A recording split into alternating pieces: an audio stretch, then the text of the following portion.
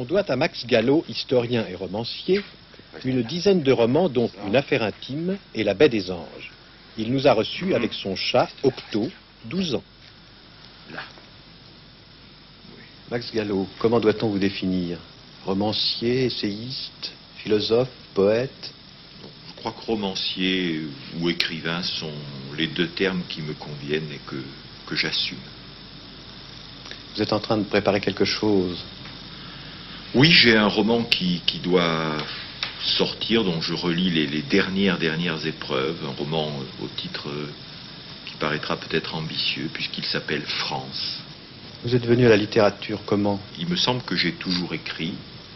Je crois que j'ai fait qu'une seule chose dans ma vie de façon permanente, c'est taper à la machine.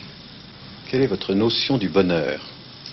Je suis heureux quand, d'une certaine manière, je participe à quelque chose ou à une relation humaine avec tellement d'intensité que j'oublie que j'existe. Et avec les animaux, quelles sont vos relations? Écoutez, avec les animaux, vous avez vu, j'ai un chat, et les chats sont chez moi une passion enfantine, parce qu'il y a toujours eu des chats chez moi, et je crois qu'on s'habitue à un animal quand on l'a connu dès l'enfance. Et pour moi, le chat est un animal idéal, je dirais. Idéal, c'est presque une idée d'animal. En fait, tous ceux qui ont les chats et qui les aiment savent que ce sont des animaux secrets, fidèles, jaloux, excessifs eux aussi dans leur relation. Octo, viens ici, viens mon ange. Viens Octo. Vous voyez, il est là, il fait un petit peu le beau, mais je ne sais pas du tout s'il viendra parce que ces lumières l'inquiètent. Viens Octo, viens mon ange, viens ici. Viens mon petit Octo, viens là. On va te filmer, tu vas être comme ça vraiment une vedette, une grande vedette. Tu vas rester là. Viens Octo. Si vous êtes assez immobile, il va peut-être accepter parce que... Non, ce qui est intéressant dans les chats, c'est leur orgueil, c'est leur sorte de... Non, et puis leur individualisme, si vous voulez. C'est ça qui est quand même la chose la plus extraordinaire. Pour moi, c'est cette sorte de liberté. Ma mère, qui a un chat évidemment, qui est un peu plus sauvage que celui-ci, dit toujours, et je crois que c'est vrai, je n'ai jamais vérifié, que dans les cirques, on a vu toutes sortes d'animaux dressés, y compris des rats, mais que des lions bien sûr, des éléphants, mais que des chats dressés, il y en a très peu. Et ça, pour moi, c'est la vertu première, si vous voulez, du chat. Pourquoi Octo? Octo, parce qu'il est né un mois d'octobre. Il faut dire que c'est le prince des chats, celui-là. Et d'ailleurs, c'est vrai, parce qu'il est d'une très grande tendresse, et j'allais dire d'une grande humanité. Voilà.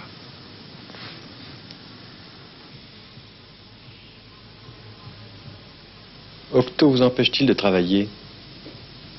Non, parce que c'est une présence à la fois sereine, donc apaisante, et en même temps très discrète.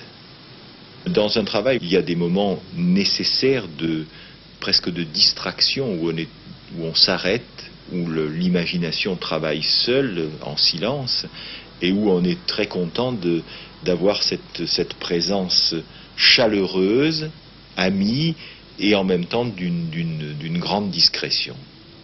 Pourquoi un animal? Un animal, surtout un chat, je parle du chat, c'est une vérité, une liberté, bien sûr en partie socialisée parce que ce sont des animaux domestiques, mais en même temps avec sans aucune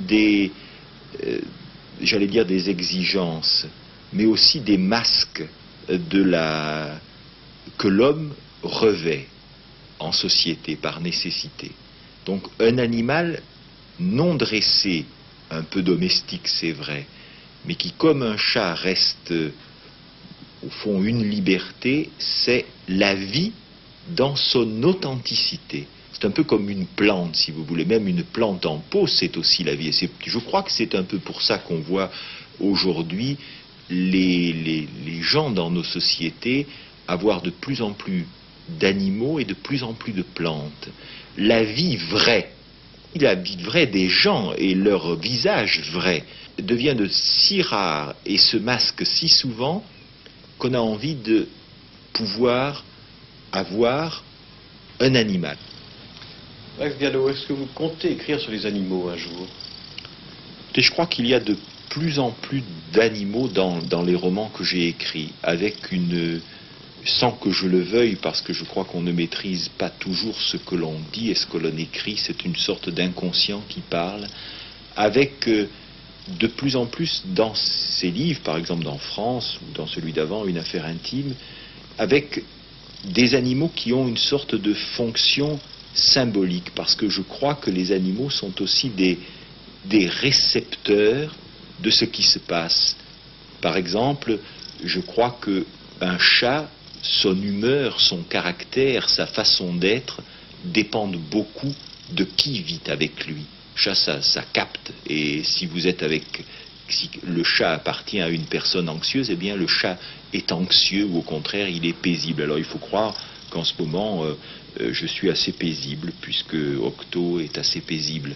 Et donc, je crois qu'un écrivain, un jour, pour répondre très précisément à votre question, est amené, et je serai amené peut-être à écrire sur un animal, à en faire le centre d'une histoire, parce que je crois qu'un animal en relation avec l'homme, cet autre étrange animal, eh bien, je crois que un animal rassemble et symbolise toutes les forces les plus secrètes de la vie.